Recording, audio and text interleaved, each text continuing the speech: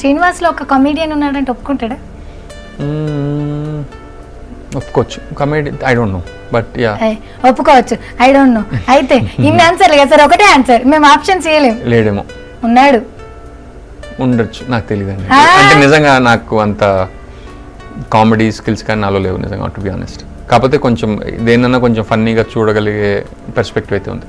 మరి పోనీ విలన్ అయితే మేము జెంటిల్మెన్లో చూసినాం, లేదు అని అనకండి. ఇప్పుడు ప్రతి మనిషిలోనూ అన్నీ ఉంటారండి. అవునా?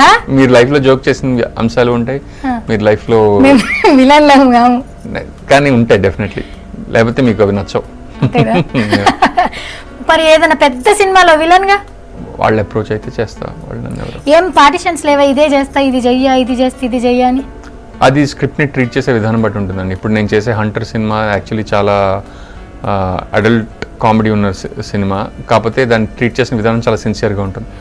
సో నేను చెప్పినట్టు ప్రతి మనిషిలో అన్ని కోణాలు ఉంటాయి.